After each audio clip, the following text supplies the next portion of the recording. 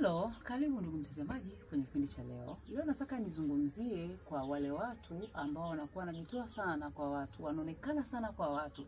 Mwisho wa siku watu wale wanakuwa wanajitoa kwao, wanakuwa wanaona wao si kitu.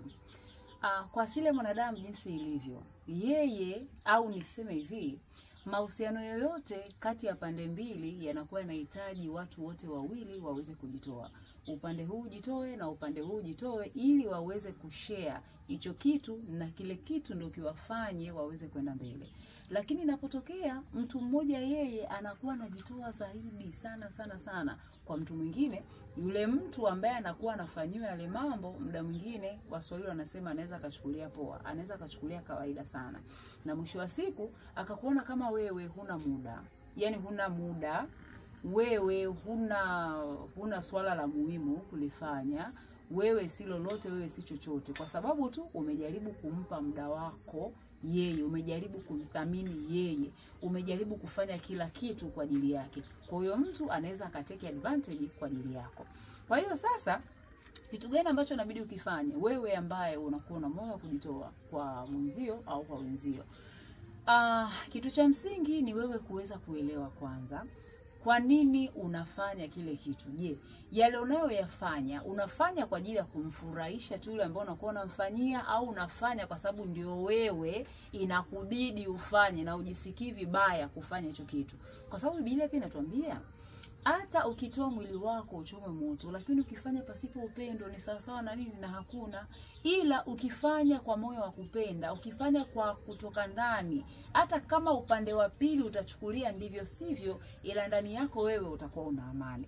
Lakini pia swala lingine kwa wewe pia ambao unakuwa unatoa, lazima uangalie kwa yule ambao unakuwa unajitoa kwao, kwa yule ambao unakuwa unajitoa kwake, je, kuna masomo gani anajifunza kutokana na ile hali ambayo unakuwa unamfanyia?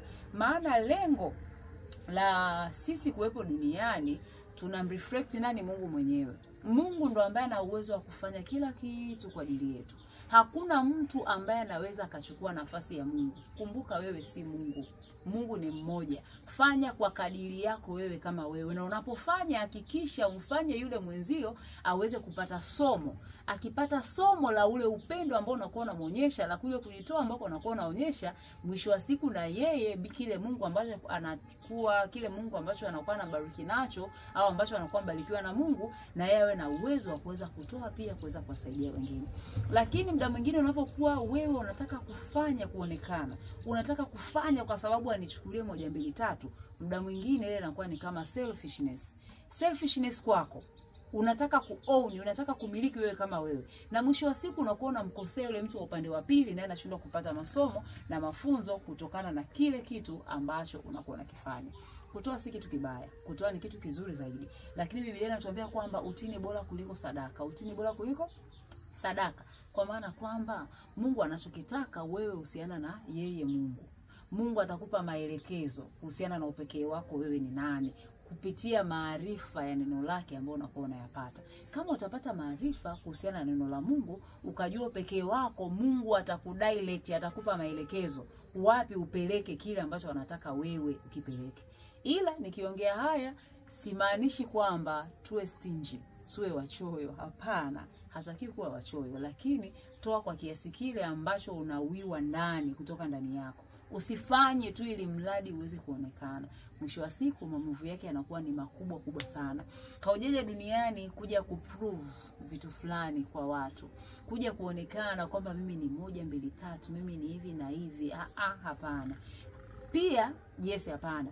Kama sivyo, inamaanisha wewe inabidi uwe ndani, yani wewe uwe wewe.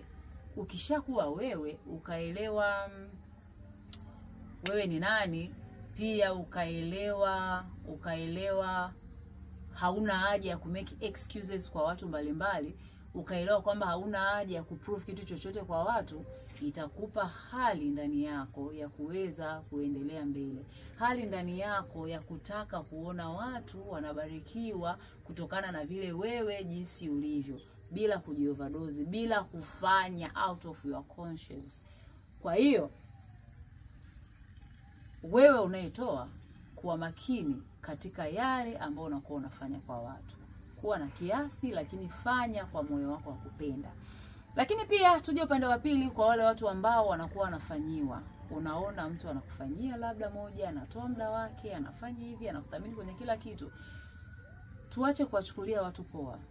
Unapokuwa unamchukulia mtu poa, inamaanisha kwamba unafanya, yani unamfanya kama vile Mungu, pia unamchukulia poa poa sana. Kwa sababu kila mtu anayekuwa anaingia kwenye maisha yako, anaingia kwenye maisha yako kwa sababu maalum. Anaingia kwenye maisha yako ili aweze kuleta impact fulani kwenye maisha yako. Kwa kama huyo mtu ameingia kwa ajili ya kuleta impact katika maisha yako, wewe inabidi uwe humble, mnyenyekevu kiasi cha kutosha mbele za Mungu na kumuuliza Mungu, je, huyu mtu kwa nini ameingia kwenye maisha yangu? Huyu mtu kwa nini anafanya haya zaidi katika maisha yangu? Muombe Mungu akufundishe, akupe hekima ya kuweza kujua sababu ya yule mtu kuweza kuja kwenye maisha yako ili usiweze kumchukulia poa. Na katika yote ambayo anakuwa anafanya kwako, hebu jaribu pia kupata mafunzo. Jaribu kupata mafunzo katika yale ambayo anakuwa anayafanya. Mwambie Mungu, kwa nini mimi? Kwa nini mimi nimechaguliwa na huyu mtu? Kwa nini mimi nimechaguliwa na hawa watu? Ina maana kwamba muda mwingine Mungu kuna mambo anakuwa anakufundisha ili yale mambo uweze kuya-experience toka kwa hao watu au toka kwa huyo mtu, ili mwisho wa siku ukipata mafunzo kutoka kwa hao watu uweze kuwa mtu zaidi ambao wewe pia unaweza ukaenda kuprovide, unaweza ukatoa pia kwa watu wengine. Lakini tunapowachukulia poa na kuona kwamba hawa ni vipi, si kitu chema sana. Nikisema si kitu chema, muda mwingine unaweza kusema sasa kivipi? Mimi mbona naona kama vile hana kazi ya kufanya, mbona kama ndivyo ninavyoona. It's okay, muda mwingine ni asili tu ya kibinadamu. Inaweza kukuambia hivyo, ukaona kwamba bwana, yani ukaa kama umepuuza. Lakini kiuhalisia, kumbuka kwamba hujaja duniani kwa bahati mbaya. Kumbuka kwamba huyo mtu hajaja kwako kwa bahati mbaya. Kumbuka kwamba Mungu ana makusudi ya kila mmoja. Kumbuka kwamba Mungu ana makusudi pia katika nyie pande mbili kuweza kuhusiana. Kwa hiyo hakikisha unajifunza kitu kutokea hapo. Jifunze kitu kutoka kwenye hiyo chance ambayo Mungu anakuwa amekupa ya kuweza kukutana na huyo mtu au kukutana na hao watu, ili mwisho wa siku mambo yako yaweze kwenda, upate masomo ambayo atakusaidia kuweza kwenda mbele zaidi. Mungu anakupenda sana, ndio maana anakuletea watu kwako. Anakuletea watu waweze kukuimarisha. Anakuletea watu uweze kuona kwamba mimi ninapendwa na Mungu mwenyewe. Sio Mungu kwamba atashuka kutoka ni wewe ni mwanangu mpendwa sana mimi. Mungu anatumia hawa watu kuweza kutuonyesha namna gani anatupenda. Kwa hiyo we have to appreciate kile ambacho Mungu anakuwa anakifanya, lakini pia tupate muda wa kuweza kuwaombea wale ambao wanakuwa wanafanya hivyo vitu kwa ajili yetu, tuweze kuwatia moyo zaidi, na mwisho wa siku mafunzo tunayopata kutoka kwao na sisi tuweze kufanyika pia baraka kwa watu wengine.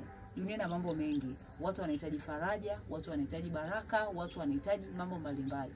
Kwa wewe ukipata mafunzo kutoka kwa hao watu, na wewe nenda kawe baraka kwa watu wengine. Ndicho Mungu anachokitaka sisi tuweze kuhusiana na yeye. Sisi tuweze kujua upendo wake kwetu. Asante sana ndugu mtazamaji kwa kuweza kunisikiliza. Naomba nikutakie wakati mwema, lakini pia karibu tena tuweze kukutana katika kipindi kingine kinachokuja. Kwaheri kwa leo. Asante sana.